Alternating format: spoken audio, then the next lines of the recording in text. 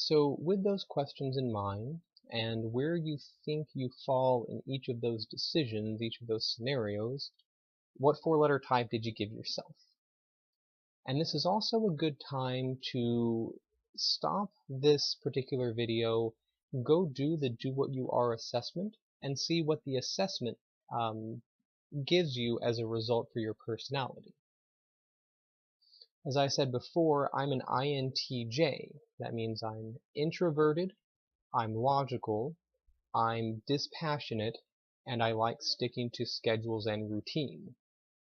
That type of personality is good for research, for teaching, for engineering and mathematics type jobs. And I think that the Myers-Briggs personality type really does fit my personality. With that said though, I do have those times when I am very extroverted, and I don't really like going to parties. I don't like going to the mall during the Christmas rush. I don't like large groups, but I don't have any trouble giving speeches in front of large crowds. I don't mind going to conventions. I don't mind going to a party and sitting in a corner and watching other people have their fun. It's just not what I like to do. So the introverted part is one that I'm a little wishy-washy on. So keep in mind that the personality type that you give yourself, it may not match the personality type that the test gave you, that the Do What You Are gave you.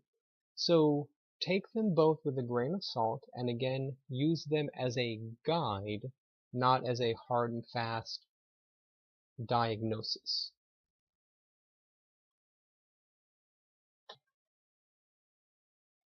So when it comes to career advancement, selecting a job that you'll be happy with for a long time, what you do for a living should really fall at the intersection of all these different values here: your personality, interests, morals and ethics, but also your skills and strengths.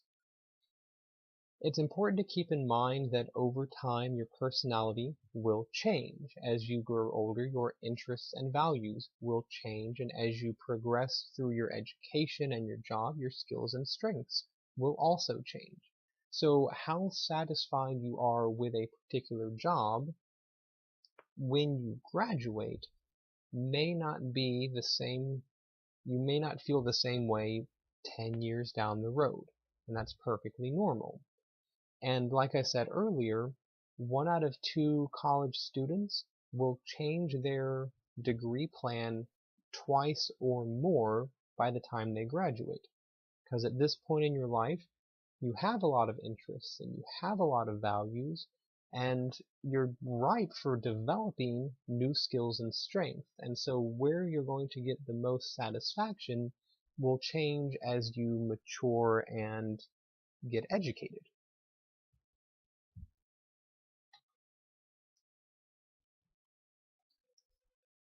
So when it comes to using your personality type to actually look at careers and evaluate your suitability for careers, or the career's suitability for your interests, there are a number of different places where you can go to look into this. And this is one of those things that you just have to spend time doing on your own, and periodically, as part of the career satisfaction cycle, reevaluate yourself, go back and see what changes have been made to your skill set and your interests, and make sure that this job still fits and maybe a new job might be a better fit.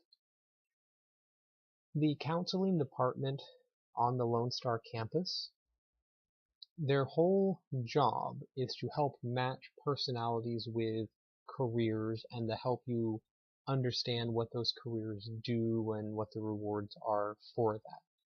So what's listed here with Career Star and informational interviews, these are things that you can get through the counseling department. There's a flyer, a handout on D2L that has the contact information for the counseling department, and it's also available on the Lone Star website. But I also have a handout that actually lists the different types of jobs that are commonly pursued by different personality types. So I'm going to exit the PowerPoint and go to that handout that's available on D2L.